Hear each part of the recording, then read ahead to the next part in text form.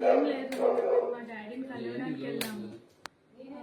ఆయన డోర్స్ అవన్నీ లాక్ చేసుకొని లోపల ఉన్నారు. ఆ లేడీ కూడా అక్కడే ఉంది. మేము ఆయనతో మాట్లాడడానికి వెళ్దాం ఐ మీన్ మాట్లాడడానికనే కాదు, మా డాడీతో కలిసి ఉన్నామని మేము వెళ్ళాము. బట్ మేము మెసేజెస్ చేసినా, ఫోన్ కాల్స్ చేసినా ఆయన లిఫ్ట్ చేయలేదు, దేనికి రెస్పాండ్ అవ్వలేదు.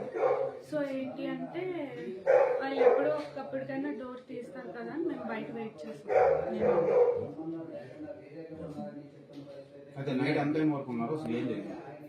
నైట్ యాక్చువల్లీ నేను ఆఫ్టర్నూన్ 3 నుంచి నైట్ 1:30, 2 వరకు ఉన్నాను. బట్ వాళ్ళు ఎవరు రెస్పాండ్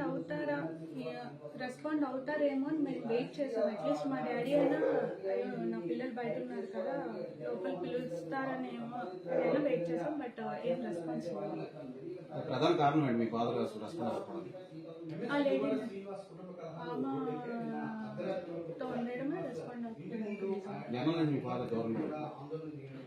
చాలా మంత్స్ అవుతుంది.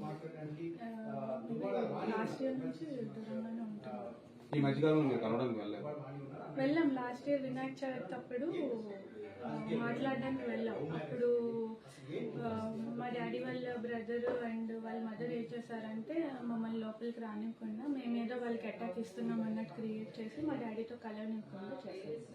సో ఆ తర్వాత మళ్ళీ మేము ఫోన్లో మెసేజెస్లో కాంటాక్ట్లో ఉన్నాం కానీ ఆయన ఏం రెస్పాండ్ అవ్వలేదు. సో నేను వెళ్ళాం కలవడానికి.